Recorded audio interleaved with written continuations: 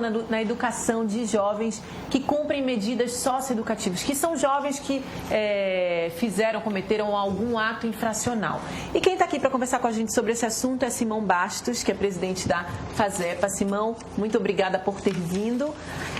Simão, eu queria que você começasse falando para a gente o que vai ser esse seminário, né? E onde foi que ele começou, de onde ele surgiu. Fala para a gente.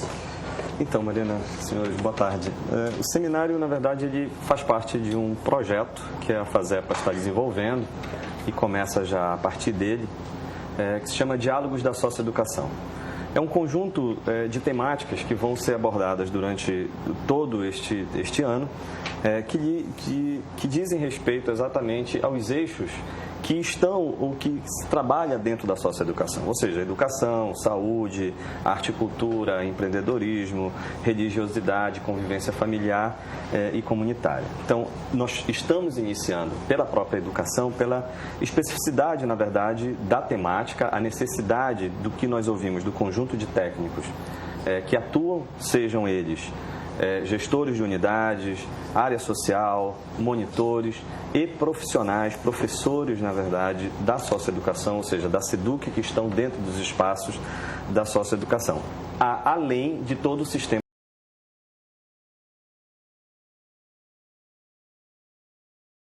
Esse primeiro seminário, né? Ele surge com essa perspectiva de sentar numa mesma mesa todos os entes que estão dentro dos nossos espaços, ou seja, nós temos 15 unidades hoje, né, socioeducativas, e que tem toda uma especificidade de trabalho nessa área. Essas unidades, elas podem ser com jovens privados da liberdade ou no regime aberto, né? Que Sim. Eles passam uma parte do dia lá e uma parte do dia fora?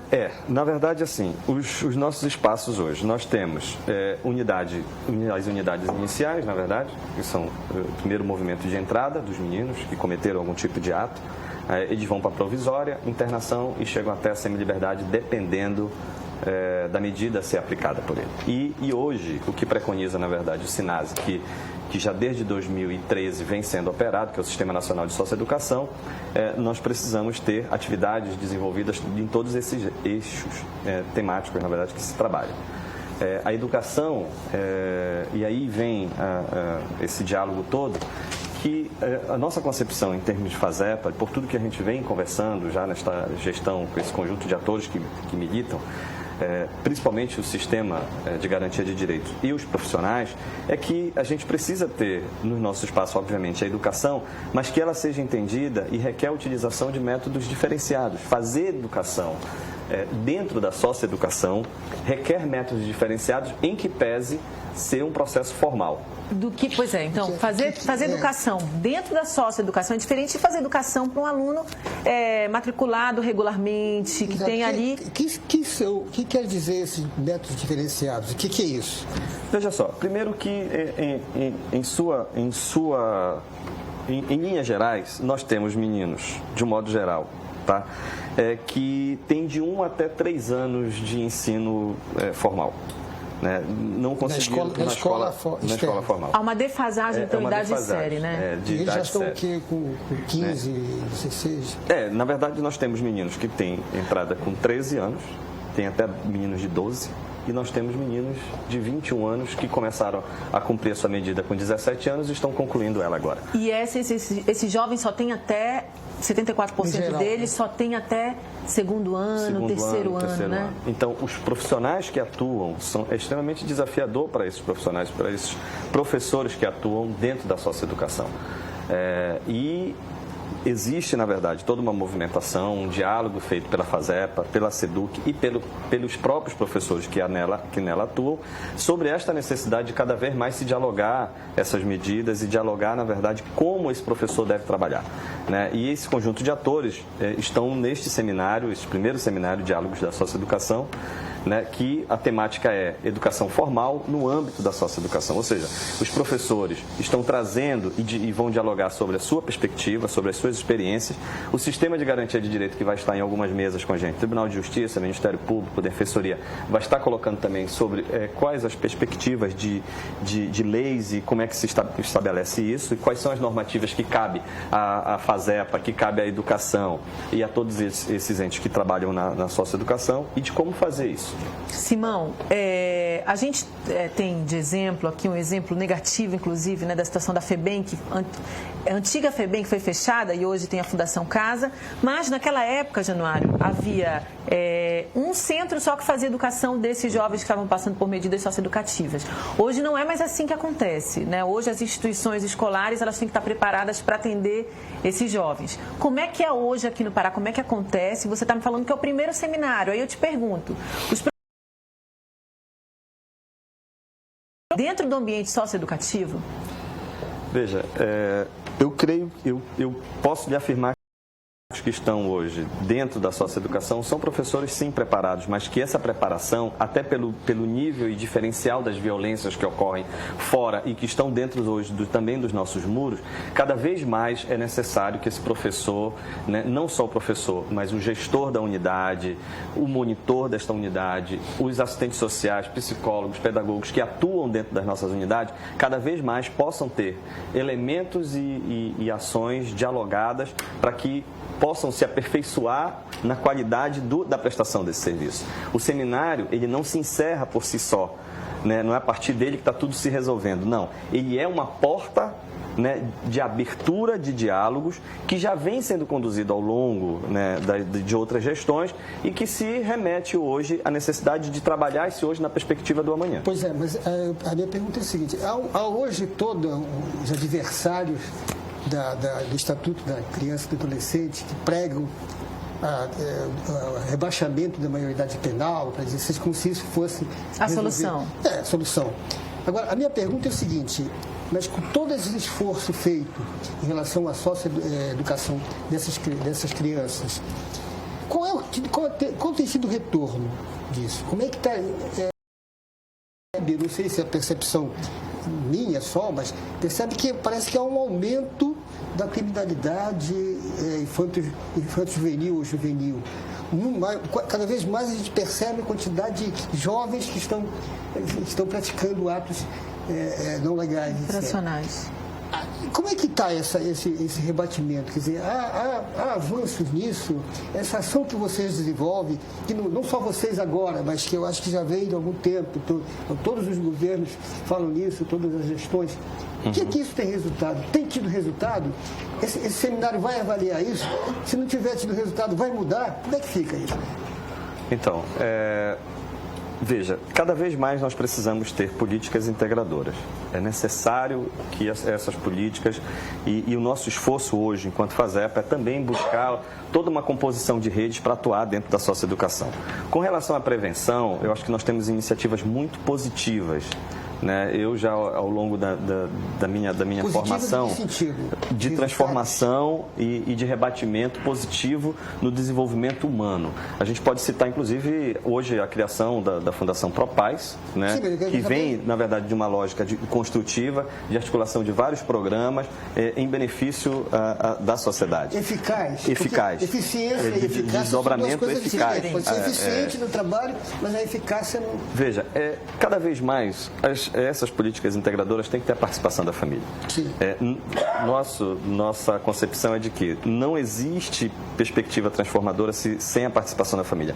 Não dá para destinar, e esse chamamento também a gente tem feito, com relação às famílias hoje dentro dos espaços nossos da socioeducação. Que a família cada vez mais participe dos nossos diálogos, cada vez mais participe das atividades que nós estamos desenvolvendo, seja na área de arte, de cultura, na área do empreendedorismo. E elas estão participando? Né? Estão. Essa gestão, hoje nós estamos fazendo essa movimentação, ainda não temos, diga-se de passagem, 69 dias, mas nós estamos realmente fazendo um chamamento para que não só as organizações não governamentais, com o sistema de educação, as famílias, mas também a religiosidade. Hoje a gente tem buscado bastante o eixo religiosidade para participar e já temos tido nesse pequeno espaço algumas ações bem positivas nisso. Porque no intervalo de começar, o padre levantava uma questão da descontinuidade de políticas, que é muito sério no Brasil. Você começa um processo, um projeto, e esse projeto é interrompido quando muda a gestão. E ele até citava, não sei se ele ia fazer isso, mas eu estou adiantando, ele citava um convênio que foi feito entre a escola de comunicação FUNCAP, e a antiga FUNCAP. E a antiga FUNCAP que deu origem. A possibilidade de retornar, por exemplo, convênios e experiências que já realizadas foram descontinuadas, como é que é? Olha só, essa nossa iniciativa, como eu acabei de colocar para vocês, ela não vem do nada. Né? Promover diálogos da socioeducação, ela vem exatamente de um processo que já era conduzido de forma isolada por um conjunto de técnicos e eram desenvolvidas, isso dentro da FASEPA. A proposta vem, na verdade, por esses técnicos. A gente transformou isso numa ação efetiva, numa ação que objetiva ir construindo todas essas etapas. E resgatar processos que estavam ou que eram interrompidos e que avaliar dentro de uma nova conotação de gestão. O encontro em si, ele vai, uma das previsões nossa é legitimar a criação da escola Antônio Carlos Gomes da Costa, que é uma escola que já foi criada dentro da SEDUC e que ela é designada funcionalmente para atender a socioeducação. O que a gente precisa hoje? É fazer com que os meninos e meninas estejam matriculados nessa escola, se restabeleça o caminho para o desenvolvimento sistemático deles, porque depois do cumprimento da medida eles têm que voltar para a rede normal. Né? E como nós vamos estar fazendo isso a partir desses nós críticos que a gente analisa. Então, colocando todos os atores, volto a dizer, sistema de garantia de direito, quem executa as medidas, que somos nós, que custodiamos os meninos, ou seja, o Estado via FASEPA, e também toda a educação, o sistema de educação, né? a rede de educação. Porque somente assim nós vamos conseguir direcionar. Quem sabe se nesse processo retoma o projeto que vocês tinham uma coisa que eu fico inculcado, porque todas essas formas socioeducativas, até que ponto o núcleo familiar é envolvido ou responde positivamente? Eu não sei se na sua que é indispensável esse núcleo familiar. Efetivamente, eu vi no passado que não era fácil. Eu me lembro de toda essa turma, era só uma mãe, que até deixou o emprego para seguir o filho. E era sempre presente, só uma. Não sei agora na sua gestão se tem uma resposta melhor ou maior. Olha só, eu penso que esse é um trabalho realmente que ele é contínuo. A gente chegou até aqui, hoje nós temos um Sistema Nacional de Socioeducação que cria alguns parâmetros para isso e tem alguns processos que a própria gestão atual está deliberando para esse desenvolvimento. O envolvimento da família é fundamental, né? É fundamental nesse processo. Mas responde? Eu lhe digo hoje que, em parte. Quanto? Em porcentagem? Talvez 50% dos meninos que estejam. Vem aquelas características. Muitas vezes é a mãe, muitas vezes é uma tia, muitas vezes é a avó, né? E que continuamente vem participando das ações. Mas a família como um todo é o desafio que nós temos. Exatamente, porque todo o trabalho de vocês, por quanto seja elogiado, perfeito, etc., mas se faltar esse núcleo familiar, se torna meio complicado. É uma meta nossa. É um desafio grande. É um desafio, um dos desafios, né, Simão? De procurar cada vez mais o envolvimento da família. A gente consegue, até porque essa família muitas vezes é uma família desestruturada. Essa criança, ela, muitas vezes, a maior parte das vezes, ela veio de uma realidade de exclusão, né? Exatamente. Por isso se diz núcleo familiar, que não necessariamente o pai ou a mãe. Exatamente. Nesse sentido, uma família mais alargada. E, infelizmente, nós temos um conceito de família muito tradicional. é feito de pai e mãe. Nós deveríamos resgatar, no entanto, o sentido de comunitário de família. Esse resgate é importantíssimo, né, Simão? Que os índios têm ainda. Exatamente. Agora, deixa a gente fazer uma perguntinha do telespectador, senão não vai dar tempo.